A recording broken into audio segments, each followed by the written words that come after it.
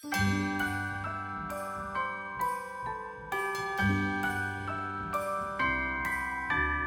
wonders of life got the prettiest side for everyone to enjoy. Standing up close by the Christmas tree, glimmering light, I am right where I wanna be. I will be home for a couple of days, wander around with you. Welcome to this week's Ask Charlie. I love getting the house decorated and looking gorgeous for Christmas, so come on in and I'm going to show you around. So into our kitchen, which really is the heart of our home, and it leads on to the garden room, which works very, very well. So I really spend my days between these two rooms, and obviously it's jolly open plan. This painting, Fresh Haddock, is something that Simon's had for many years, and I just absolutely adore it. It's something that I treasure and look at really fondly, obviously every day, all the time. And that leads through to the rest of the house. But my Argo is something that I spent many an hour in front of, and I just made this Advent calendar to go above, and I think it just looks really pretty and works well there. And then I have got another Advent calendar that I made as part of my Christmas course on the wall there. And then the view is out onto the lane outside. So this is our garden room. We spend pretty much all of our time in here. All of our meals are eaten at this table. And yeah, we watch TV in here. We all snuggle up on that big cozy sofa over there. And it's just a really, really great space. We were thrilled that we got planning to put this on because it's just really added to the house. And in fact, these two pictures we bought on holiday down in St Ives. It was a really wet and wild week, but we went into an art gallery and saw these and just fell in love with them. We hadn't actually got planning permission at the time for this room, but we bought them anyway on a whim, hoping that one day we would get planning and they would look perfect up there, and they really do work so well. And then this piece of furniture was my birthday present, and I love it. It's got all of our napkins, our placemats, candles, tableware, all sorts of things are kept in there, which is really, really handy to have them to hand. And it's just lovely being open onto the garden. So this is really where we spend a lot of our days. So off the kitchen we have this hall, which used to be our sort of dining hall, but we eat all of our meals in the garden room. So actually this has now become the music hall. Normally I have Christmas cards up around here, but I haven't got enough Christmas cards to put up yet, so I wait until a little bit closer to Christmas before I put the cards up on tinsel in here. And this is just a great space. Lots of music, lots of laughter happens here. We have a trumpet, we have a flute, we have the piano, and then we've got the drum set too. So it's a pretty noisy space, but really good fun. And the children and Simon plays the drums too, enjoy sort of making music and lots of laughter in here. I love to put a garland going up the stairs. We don't have the best stairs for it, but I do love to try and decorate as best I can.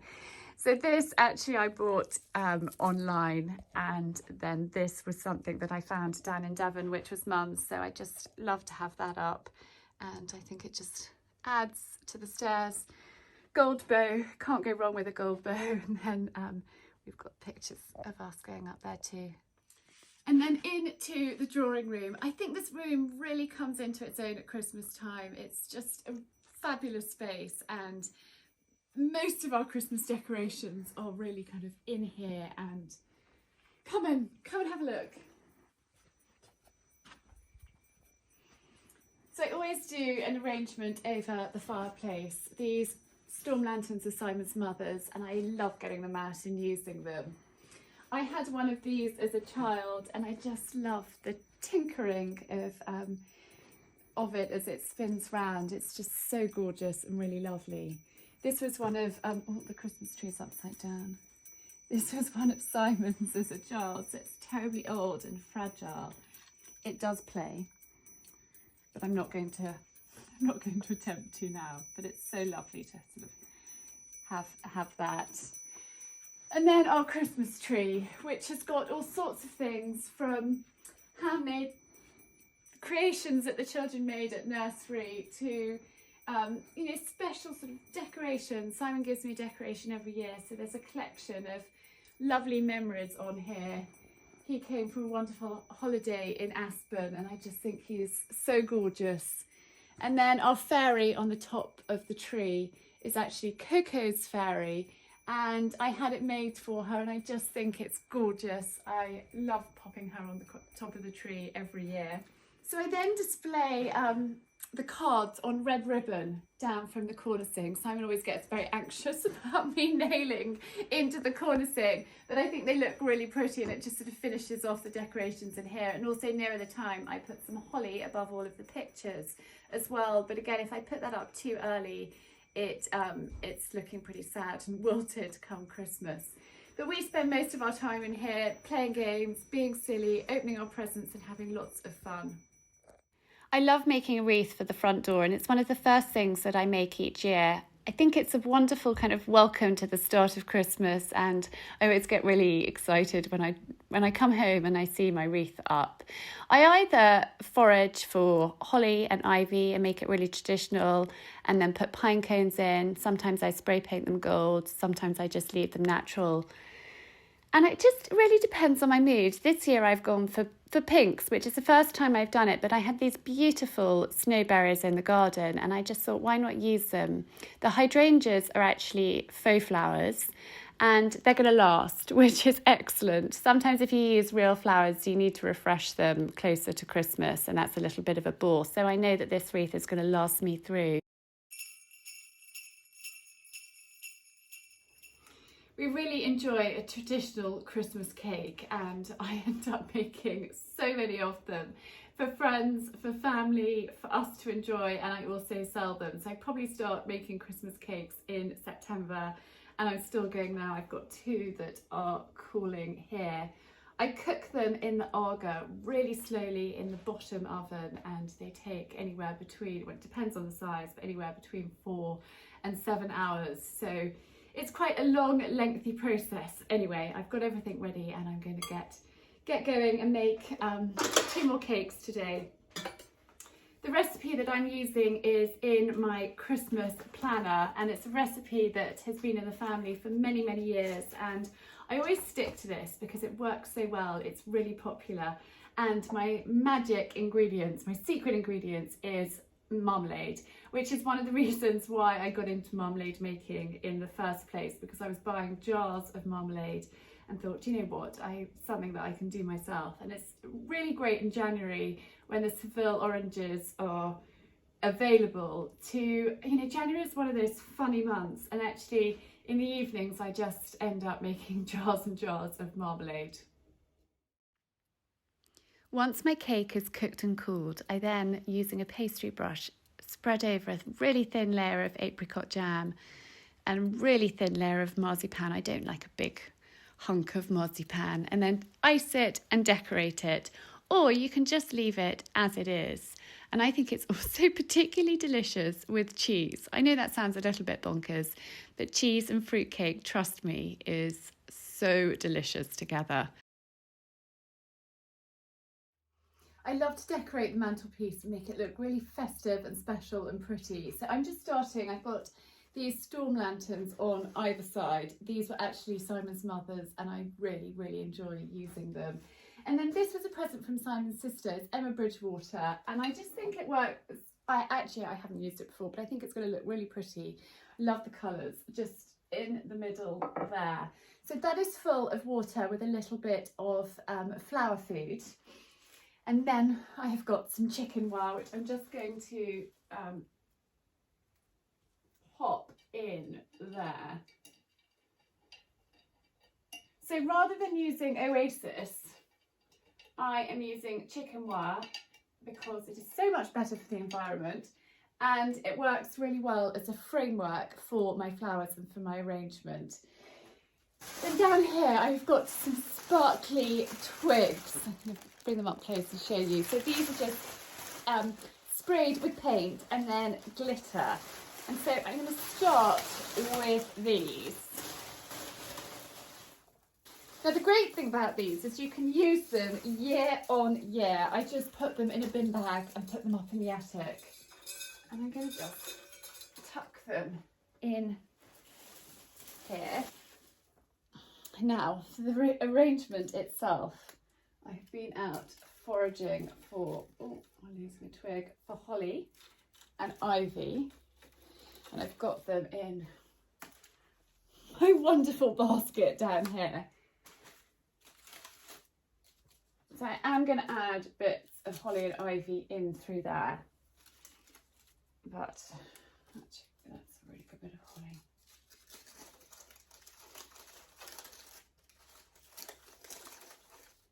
So the twigs work as a bit of a framework to hold the holly and ivy, and you'll see it sort of coming together as I do it.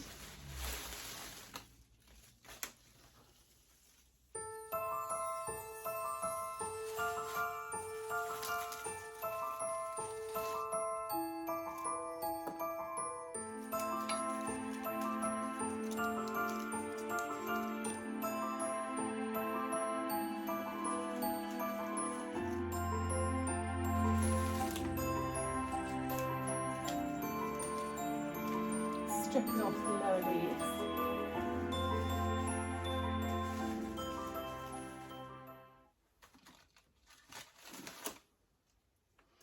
I've just got these from our local Tesco's and they last for months and months and months. Well, not months and months, weeks and weeks. I'm getting carried away.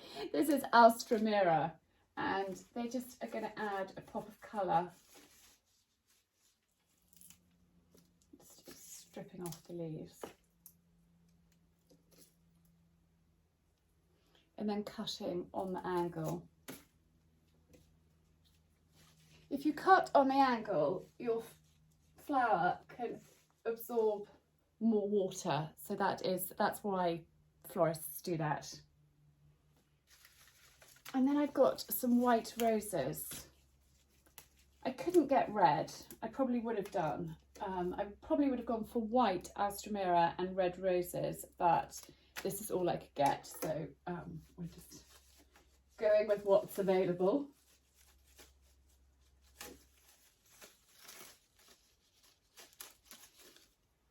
When you're foraging, it's quite important to sort of be mindful of the things that you're picking and pick the right length depending on sort of where you're putting it and where you're using it. So always kind of snip with a bit of thought and care.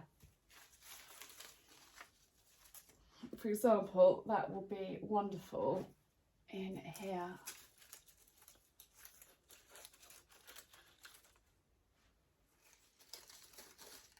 Incredibly prickly holly. I also found these rose hips, which are just gorgeous. So I'm going to tuck those in there as well.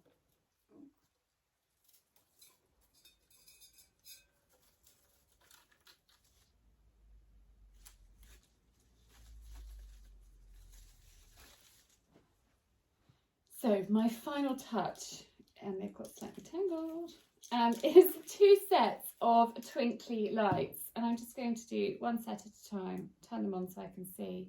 And they just look really pretty in the dark. So I'm going to pop that battery pack behind there and then just arrange them amongst my twigs like that. And the same with the other side. And they just add that little extra little bit of sparkle, which we all need at this time of year, don't we? And it's so gorgeous in the evening when the lights are off and it's dark outside. Coming in and just seeing these lights twinkling makes me happy. So then stand back, take a look, see if you're happy with it. It might need a little bit of a tweak and a little bit of a rejig. The flowers in the centre can be changed when they're not looking their best, and that's pretty easy to do. And I just find the silver birch twigs work so well as a framework to tuck my foliage into.